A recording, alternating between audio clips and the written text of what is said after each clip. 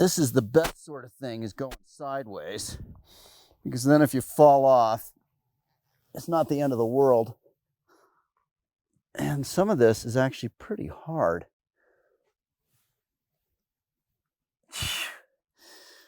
Small holds.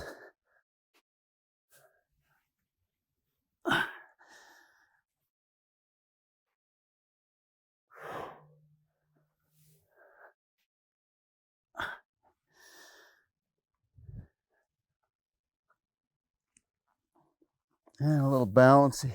And I have the Laramide Orogeny to thank for these rocks. Not the rocks themselves. Of course, this is the fountain formation, and it's 300 million years old. The age of the ancestral Rockies. I'm climbing on the underside of a flatiron. These holds are basically bedding planes that have eroded a little bit. And where they've eroded, they've got great handholds inside, where a little bit of rock has eroded away. There's a big one. But the rocks themselves were originally horizontal, and they've been tilted into this position by the younger mountain building phase called the Laramide, between about 70 and 40 million years ago, around the end of dinosaur time, which of course we track to about 65 million years, the end of the Mesozoic. So these are late Mesozoic, early Cenozoic uplifts that tilted the rocks. And these are great handholds. One of my favorite little climbs.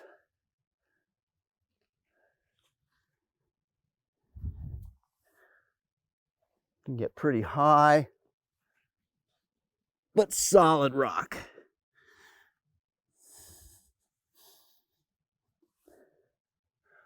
Pop over here.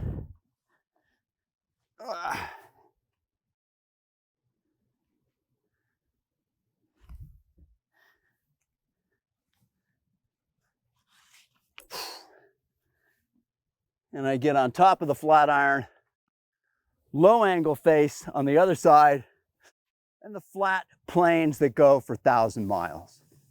All right, so I'm here with one of these miniature flatirons, one of these tilted slabs of fountain formation. And the idea that we're trying to really think about right now is that these rocks were originally flat-lying. They were originally deposited as they eroded out of the ancient ancestral Rockies. The fountain formation was more or less flat-lying sediments, layer after layer after layer. It's this more recent period of mountain uplift being orogeny in geological terms, called the Laramide Orogeny, that tilts these rocks to their upwards of like 60-degree incline, and they become flatirons. So the flatiron rock itself is dominantly sandstones and conglomerates. They're very resistant to erosion. But also we find near the margins of those rivers and streams kind of crumblier rock. This stuff here, which we would call shale, it's just finer grained sediment. But if we keep coming over here, there's something really unusual. This is not a sedimentary rock. This is an igneous rock. This is a rock that has an age of right around the time of flatiron tilting. This is an intrusion of magma that squirted into the earth about 65 million years ago. What is this, and what's it doing here? Boulder sits more or less on the northeastern extension of a whole series of 70 to 45 million year old igneous intrusions that squirted up into the crust of Colorado right around the time of Laramide mountain building, Laramide Orogeny. This is an extension of what we call the Colorado mineral belt magmas. We don't know for sure, but one of the puzzles of the fountain formation is that it's really hard. It's really solid. It makes for great rock climbing. The Flatirons are really solid, really hard rock. The Flatiron rock has a really special sort of cementation, particularly in the area of Boulder. And that's why Boulder has these beautiful Flatirons, both the little ones and the big ones behind the city that are so iconic. The cementation, the thing that's holding the grains together in these rocks, is a kind of feldspar called adularia that precipitates out of fluids, relatively low to moderate temperature fluids. And we think one possibility is that magma intrusion helped circulate the fluids in the crust that ultimately gave this adularia cement to the fountain formation and the resistant Flatiron rock. Well, let's look at this igneous intrusion here. It's got some little teeny tiny black particles in here. Those are biotite. There's some bright reflectant pieces. That's a different kind of feldspar called sanidine. But most interestingly, what do we see on the face here? Some little black particles that are some of the Flatiron or fountain formation shale that seem to be included in this rock.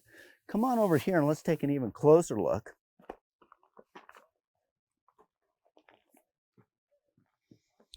Here's the igneous intrusion. This was a molten rock at about 65 million years ago. And look how it has some pieces of the shale included in it. There's a piece, there,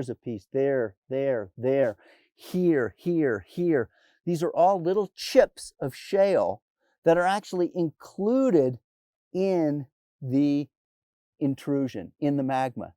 So we call these included fragments, and we use one of Steno's principles that we learned about in one of the lectures, the principle of inclusion. If a fragment of included rock is here, it must be older than this. And that makes sense. This is 65 million year old intrusion. These are 300 million year old shales. We think these were here. Into the Flatiron rock was squirted this intrusion at about 65 million. And we've got pieces of the adjoining Flatiron shale included in the magma.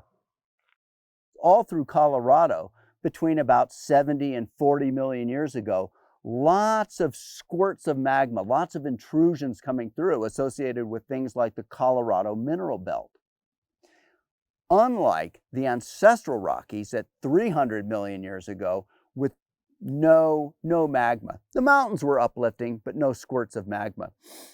And it's interesting, we think that the Laramide Orogeny is linked to a subducted slab traveling in a kind of flat slab mode underneath North America, all the way from the western margin, what now is California, Oregon, and Washington.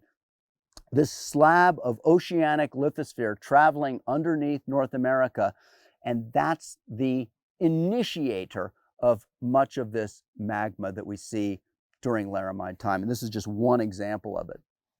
Other bits and blobs of magma coming up in Colorado to form the Colorado mineral belt and associated fluids, high temperature water that generates gold, molybdenum, silver, all the precious metals that got mined, particularly in the late 19th century here in Colorado.